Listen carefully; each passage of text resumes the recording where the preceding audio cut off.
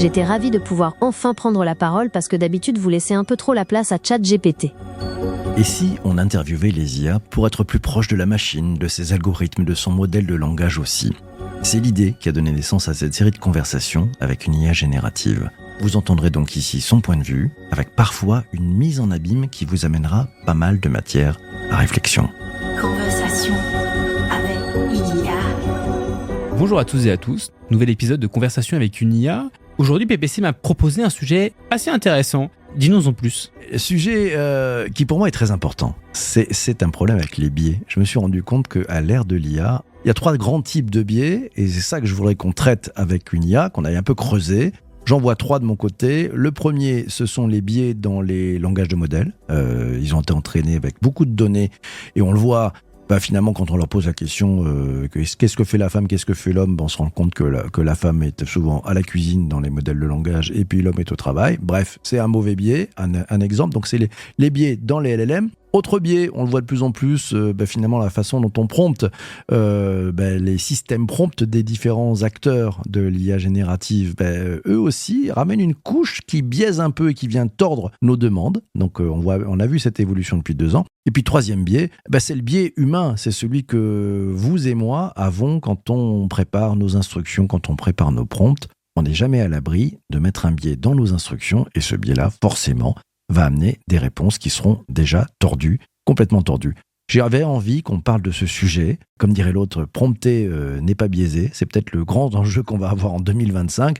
Alex, si t'es OK, on est parti pour rentrer en conversation avec une IA. À toi de jouer. On va commencer et aujourd'hui, on précise, on n'est pas avec ChatGPT, on est sur Gemini. Bonjour Gemini, c'est le début du podcast. Dis bonjour déjà à tous les auditeurs et après tu vas répondre à ma question. Donc la question, ça va être, pour toi déjà, c'est quoi un petit peu les plus grands biais qu'il y a avec l'intelligence artificielle? Bonjour PPC, bonjour Alexandre, bonjour à tous. C'est un plaisir de vous retrouver pour ce nouveau podcast. Alors, les langages de modèles peuvent hériter de pas mal de biais. Par exemple, ils peuvent avoir des stéréotypes de genre, d'origine ethnique ou socio-économique. Ils peuvent aussi favoriser une certaine vision du monde, ce qui peut poser problème si cette vision ne correspond pas à la réalité. Pour te donner un exemple concret, un langage de modèle pourrait associer un métier comme médecin à un homme blanc, alors qu'il y a beaucoup de femmes et de personnes issues de minorités qui exercent ce métier. C'est un biais qu'on appelle le biais de genre. Est-ce que tu veux qu'on explore d'autres types de biais? Ouais, moi j'aimerais bien que tu nous donnes un autre exemple de biais qu'il y a présent dans les LLM d'après toi. Un autre exemple de biais, c'est ce qu'on appelle le biais de confirmation. En gros, l'IA a tendance à privilégier les informations qui confirment ce qu'elle sait déjà, plutôt que de remettre en question ses connaissances. Du coup, ça peut renforcer des stéréotypes ou des idées reçues. Par exemple, si tu demandes à une IA de te donner des informations sur un groupe de personnes, elle risque de te présenter une image un peu limitée ou même fausse de ce groupe. Chez Google, tes concepteurs, ils ont fait quoi pour éviter que tu aies trop de biais? Google est très conscient du problème des biais dans l'IA, et ils mettent en place plusieurs stratégies pour les limiter. Par exemple, ils font appel à des équipes très diversifiées pour développer leurs modèles, ce qui permet d'avoir différents points de vue, et d'éviter les préjugés inconscients. Ils utilisent aussi des techniques statistiques avancées pour détecter et corriger les biais qui pourraient apparaître pendant l'apprentissage du modèle. Enfin, ils sont très transparents sur leurs méthodes et leurs résultats, ce qui permet à la communauté scientifique de les évaluer et de proposer des améliorations.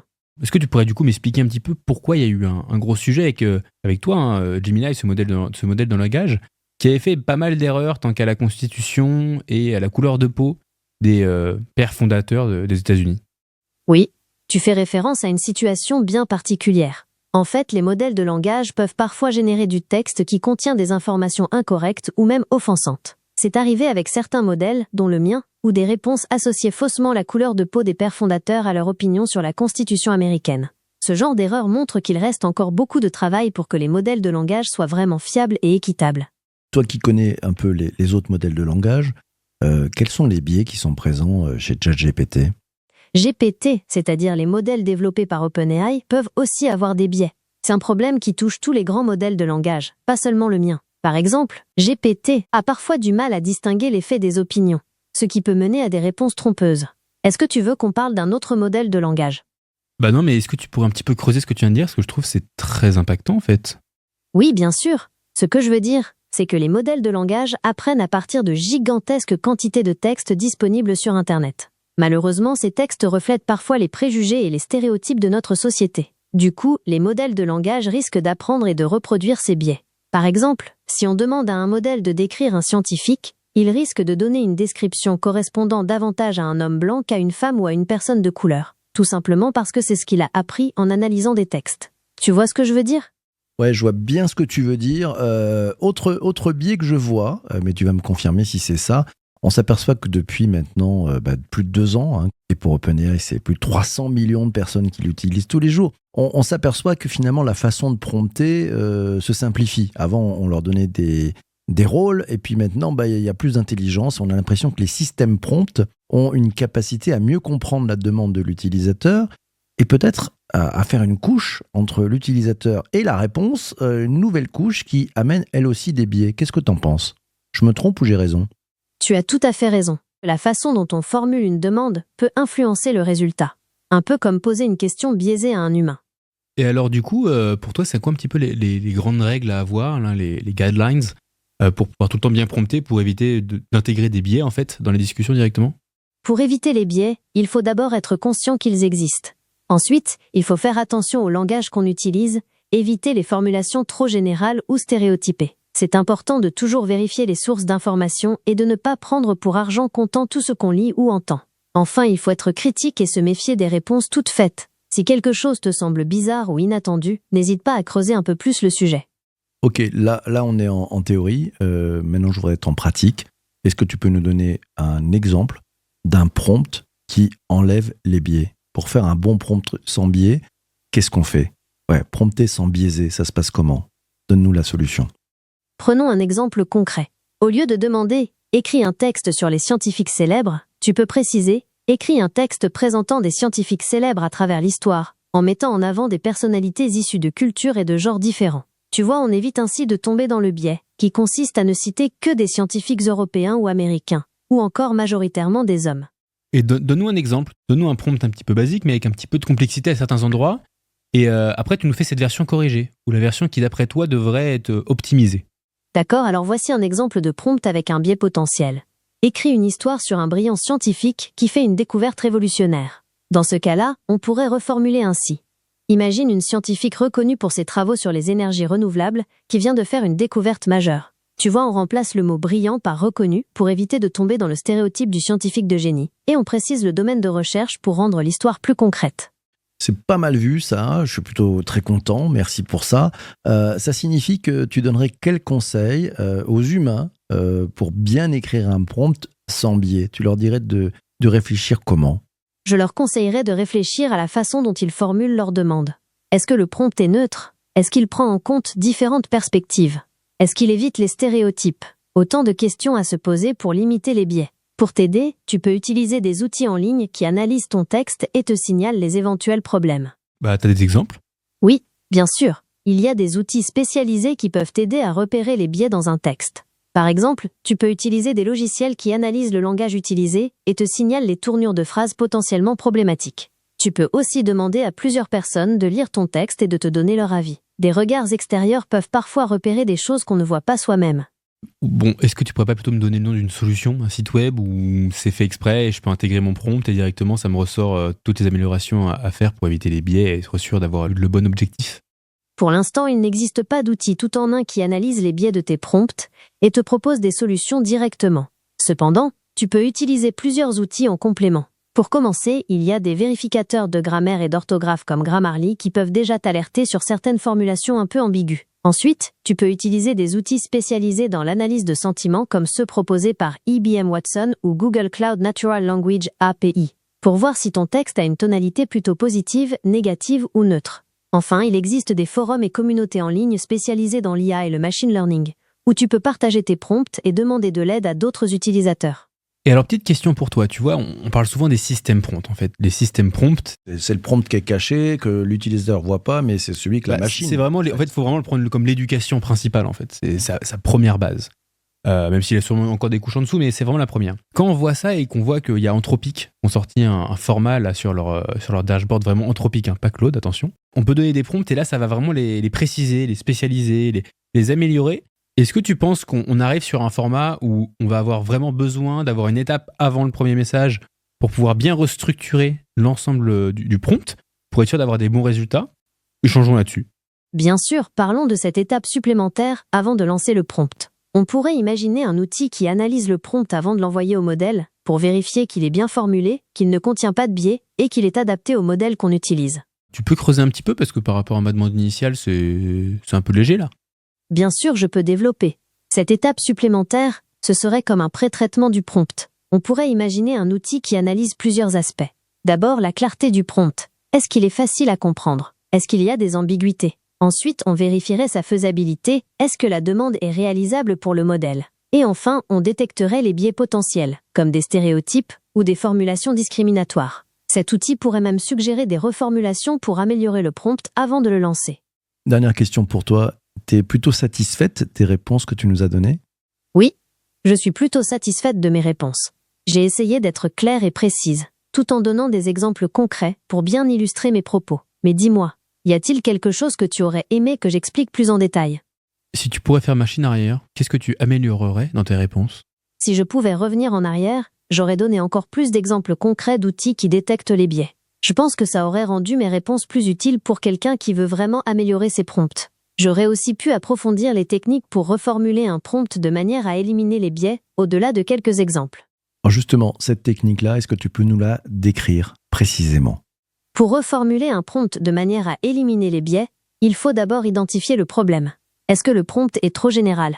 Est-ce qu'il contient des stéréotypes? Une fois le problème identifié, on peut utiliser plusieurs techniques. Par exemple, on peut remplacer les mots à connotation négative par des mots neutres. Ou alors on peut ajouter des précisions pour rendre le prompt plus spécifique. Enfin, on peut changer complètement la structure de la phrase pour modifier son sens. Est-ce que tu veux un exemple concret? Ok, c'est super. Merci pour ce cadeau. Je pense que, et puis merci de l'avoir donné parce que celles et ceux qui nous écoutent, qui sont arrivés jusque-là dans le podcast, ont déjà un premier cadeau. Deuxième cadeau, et on va te laisser là. On va faire maintenant avec Alex le débrief. Allez, on ferme les yeux. Qu'est-ce que tu as retenu de cet échange? Écoute, incroyable. En fait, c'est vraiment dingue. J'ai vraiment envie de savoir aussi votre avis à vous qui écoutez ces podcasts depuis un petit bout de temps. Je trouve que les réponses de Gemini, elles sont sans bullshit. GPT, il te balade, il va toujours te répondre un truc. Gemini, c'est plus straight to the point. Les réponses sont aussi plus courtes. Enfin, moi, je préfère vraiment échanger avec lui. Peut-être que j'en avais un petit peu ras-le-bol d'OpenAI et ses modèles, à l'échange surtout au niveau de la voix. Mais en tout cas, vraiment, Gemini, là, je sais pas, il y a un truc beaucoup plus agréable, c'est plus qualitatif. Il y a un petit peu d'hallucination, quand même. T'as noté lesquels, toi, PPC? Écoute, moi j'ai noté, alors bon, on va pas se cacher, en post-production, j'ai enlevé certains blancs parce qu'il a besoin d'un temps de réflexion. Et par contre, ce qui est bien, c'est qu'en fait, il prend plus de temps à réfléchir et quand il fait des réponses, elles sont beaucoup plus synthétiques. Ce que j'ai adoré aussi, c'est que c'est vraiment bien, je sais pas si vous avez remarqué, pour une fois, il y a une IA qui se prend pas pour un humain. C'est vachement intéressant. Elle reste à sa place d'outil. Et ça, j'ai trouvé ça plutôt très pertinent. Après, c'est agréable, comme tu le dis, le contenu est plutôt bien. Quand on l'a ramené, à la fin, c'était vachement bien ce que tu as fait, Alex, c'était de lui amener à rembobiner le truc et à essayer de nous dire qu'est-ce qu'elle aurait fait de mieux. Voilà, donc on l'amène aussi à se questionner. Et je pense que ça, c'est une très, très bonne règle. Si vous voulez avoir finalement des réponses de très bonne qualité, n'hésitez pas, quel que soit l'outil que vous utilisez, à opérer de cette façon-là, à rechallenger les résultats de l'IA par l'IA. Vous allez voir, vos résultats n'en seront que meilleurs. Parce que tu en penses, Alex, je crois que tu pratiques cette approche-là régulièrement. Bon, étant un grand fervent d'OpenAI, je suis très très habitué au bullshit. Donc effectivement, moi tout le temps, c'est comment tu pourrais améliorer ce que tu viens de me dire. C'est pour vraiment revenir, on fait un petit peu du reverse engineering, comme aiment bien dire les Américains. Yeah. Et we are English here. Yeah. Straight from SF. Et voilà, là vraiment, je préfère l'échange, c'est plus quali, c'est pas mal. On va continuer comme ça. On voit que le modèle s'améliore. On a quand même des blancs qui sont assez importants. Et même pour vous dire, des fois, quand on fait des questions trop longues, en fait, on doit lui redire une petite phrase en mode « Est-ce que tu es encore là ?» Comme si ça le réveillait, et après... Enfin, si ça l'a réveillé, pardon. Et après, on lui demande de redire la réponse d'avant qu'elle n'a pas encore dit. Parce qu'en fait, elle a vu que ça fait toujours du speech to text et text to speech. Donc ça, en fait, ça s'est fait. Et après, le text to speech ne se refait pas des fois. Ça prend un peu de temps. Donc on voit que c'est toujours en cours. À préciser, on n'est pas sur la version payante de Gemini. On est sur le Gemini basique, quoi, pas en plus. Bon, pour l'instant, vous l'avez remarqué, on est encore en semi-duplex. C'est-à-dire qu'en fait, c'est pas du full duplex. C'est-à-dire qu'en fait, on donne une question, elle nous répond, on peut l'interrompre, mais elle nous interrompt jamais. Alors que sur OpenAI, c'est déjà ça. C'est-à-dire qu'on peut être interrompu par l'IA. Donc on arrive petit à petit à du full duplex. petit à petit.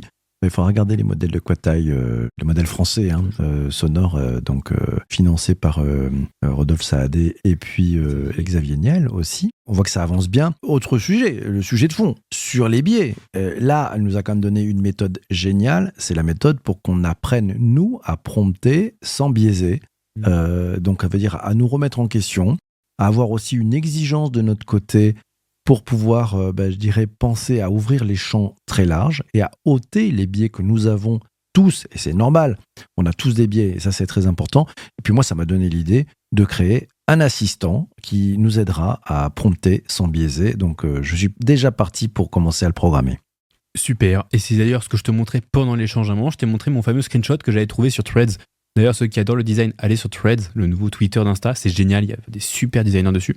Et on avait un qui avait créé un super visuel en fait du j'envoie un prompt et en fait ça me fait pop-up d'autres choix par exemple pour certains mots. Par exemple c'était Hairphone et ça propose peut-être c'est des AirPods, peut-être que c'est un casque Beats. Et en fait on va vraiment dans la précision et je trouve ça super intéressant parce qu'on est vraiment dans ce côté-là où on parle un petit peu n'importe comment à l'IA. D'ailleurs on l'a bien vu, GPT-4 était devenu très débile l'année dernière parce qu'il y avait trop de questions qui n'avaient pas de sens. Et là maintenant il va falloir commencer doucement à mieux savoir lui parler, être plus précis dans le langage, peut-être que parler en anglais, pardon, quels sont ces mots.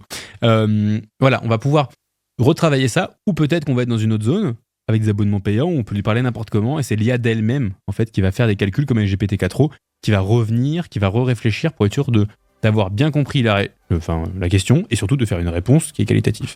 Ouais, bon, moi je pense qu'en fait, c'est les machines qui vont le faire à notre place, parce que la plupart des gens ne feront pas l'effort de se remettre en question. À part certains d'entre vous, peut-être, qui vous dites, tiens, c'est peut-être la bonne opportunité de se rechallenger nous-mêmes, finalement, de gagner en intelligence humaine. Surtout que si vous êtes là aujourd'hui, c'est que vous n'êtes pas la plupart des gens. Déjà, vous écoutez Conversation avec une IA. Ça, c'est déjà un beau sujet. Ce qui s'appelle se faire brosser dans le sens du poil dans un podcast. Bravo, vous avez gagné votre journée. Et donc, n'hésitez pas à partager, bien sûr, le podcast sur LinkedIn et à répondre aux commentaires sur les posts de PPC, bien sûr. Si vous avez des questions ou si vous avez des avis à faire ressortir par rapport à cette écoute. C'était vraiment un plaisir de pouvoir échanger avec vous aujourd'hui, même si on est en asynchrone.